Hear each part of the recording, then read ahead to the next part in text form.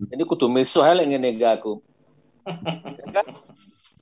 Gus Nur anjing, Gus Nur asu, Gus Nur wedhus, Gus Nur dajal, Gus Nur anak pelacur. Coba dilaporkan sama Gus Nur di Polda Jawa Timur sampai sekarang 2 tahun ngambang, nguap, nggak diproses. Bone ancuk. Tapi begitu aku dilaporkan, Palu sidang vonis, Surabaya sidang vonis, Jakarta tangkep tengah malam, laptop, handphone, wifi rampas, penjara. أعوذ بالله من الشيطان الرجيم لقد جاءكم رسول من أنفسكم عزيز عليه ما عنتم حريص عليكم بالمؤمنين رؤوف رحيم. Benar sekali, Gus Nawawi. Bukan hanya Gus Nawawi, saya sendiri menangani kasus itu banyak ya. Ada Bu Rini Sulistiawati, ada Suherman, ada kemudian termasuk Ali Barsah, ada juga beberapa yang lain nggak naik kasusnya. Itu rata-rata tidak semua diperlakukan sama di muka hukum, hanya kebetulan bahkan sampai di Pengadilan Negeri Bekasi, sampai hakimnya itu ketelucut ngomong ini karena apes saja. Nah, begitu bahasanya. Jadi memang tidak ada penegakan hukum yang benar-benar tegak, dan kalau sudah sampai ke pengadilan mau tidak mau ya harus dihukum. Nah, ini adalah koreksi kita dalam proses penegakan hukum kita. Insya Allah Gus, kita tidak akan pernah memiliki praduga buruk, apalagi di tengah rejim yang seperti ini. Bahkan kita juga tahu Joko Chandra tadi juga justru di courting ya kan hukumannya, sementara Habib Muhammad Rizik Syihab diperkuat vonisnya 4 tahun penjara. Nah, Gus, ini kan ada rencana kasasi gitu. Itu kan urusan PH begitulah, karena bagaimanapun kan ada ikhtiar. Ada bahasa yang monggo Gus Nur, monggo. Silakan. Ini materinya Gus Nawawi barusan ini saya tambah dikit aja. Iya, monggo. Saya ini kan ada akun YouTube ya dari pihak sana ya. Itu tiap hari nyerang saya. Gus Nur asu, Gus Nur anjing, Gus Nur dajal, Gus Nur penipu, Gus Nur wedhus, Gus Nur mecah belah umat, Gus Nur mecah belah bangsa, dan banyak lagi. Ini menurut Mas Ahmad luar biasa enggak? Terus sudah kita laporkan kan ke Polda Jatim? Ke Polda Jatim. Ini sudah hampir setahun atau 2 tahun ini. Mana? Halo Pak Polisi, halo hukum, halo negeri, halo bangsa, halo penyidik. Setiap saya tanya, sibuk nanti Gus, sabar. Kasusnya Gus Nur sudah naik. Ini kudu misuh lek ngene iki aku. Ya kan? Gus Nur anjing, Gus Nur asu, Gus Nur wedhus, Gus Nur dajal, Gus Nur anak pelacur.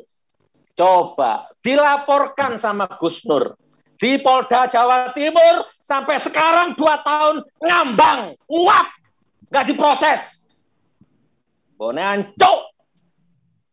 Tapi begitu aku dilaporkan, Palu sidang vonis, Surabaya sidang vonis, Jakarta tangkep tengah malam, laptop, handphone, wifi rampas, penjara. Padahal belum terbukti bersalah. Pengadilan belum vonis bersalah sudah dipenjara. Padahal itu umum sifatnya. Lah ini Gus Nur asu, Gus Nur wedhus, Gus Nur anjing, Gus Nur dajal, tak laporkan, kok nggak ditangkap? Laknatullah. Ya, azab berat-beratnya itu ya Allah, hancurkan sehancur-hancurnya anak cucunya itu ya Allah. Nah, gitu Mas Ahmad. Barakallah. Dan saya Assalamualaikum warahmatullahi wabarakatuh. Bismillahirrahmanirrahim. Alhamdulillahi rabbil alamin. Wassalatu wassalamu ala ashrafil anbiya'i wal mursalin Sayyidina Muhammadin wa ala alihi wa sahbihi ajma'in, amma ba'du. Saudara-saudaraku kaum muslimin muslimat yang berbahagia, lagi-lagi saya akan mengingatkan kepada saudaraku bahwa apa yang saudara dapatkan pada hari ini, beberapa bulan ini, merupakan konsekuensi atas apa yang saudara sampaikan. Karena kebanyakan apa yang saudara sampaikan melihat perbedaan, disalahkan, melihat orang yang tidak setuju atas apa yang saudara sampaikan direndahkan, dicaci, dimaki, dan sebagainya. Harusnya apa yang saudara alami pada saat ini, musibah yang menimpa saudara pada saat ini merupakan jadi cermin bagaimana saudara berkaca agar jauh lebih baik lagi, tidak melakukan hal-hal yang malah merugikan saudara sendiri. Ingat, orang lain tidak akan mengatakan Gus Nur asu, Gus Nur anjing, Gus Nur dajjal, penipu, pemecah belah umat, Gus Nur pemecah belah bangsa. Tidak akan melakukan demikian, bahkan tidak akan ada orang mengatakan Gus Nur anak pelacur jika memang apa yang disampaikan itu sesuai dengan ajaran Allah dan sabda Rasulullah Shallallahu Alaihi Wasallam. Kenyataannya tidak demikian. Jadi ini jadi pelajaran penting harusnya bagi saudaraku agar tidak terulang kembali ucapan-ucapan yang memang tidak sesuai. Itu yang pertama. Yang kedua, ingin saya sampaikan kepada saudaraku, berharaplah rahmat dari Allah Subhanahu wa taala buat orang lain agar orang lain jauh lebih baik lagi. Mengharap kepada Allah rahmat untuk diri kita juga buat orang lain, agar diri kita jauh lebih baik lagi, orang lain pun juga demikian. Jangan sampai karena kemarahan kita emosi, lantas kita mengeluarkan kata-kata semoga dilaknat oleh Allah Subhanahu wa taala. Tidak demikian. Orang berdakwah harus sabar. Kalau itu memang betul-betul mau berdakwah, ingin menjadi pendakwah. Ingatlah, perjuangan itu memang sangat sulit. Ada banyak rintangan. Bahkan Rasulullah Shallallahu Alaihi Wasallam ingin dibunuh ketika dia mengajak untuk dinil Islam, berdakwah, mengajak ke jalan yang benar. Ketika Rasulullah dikejar ingin dibunuh, apa?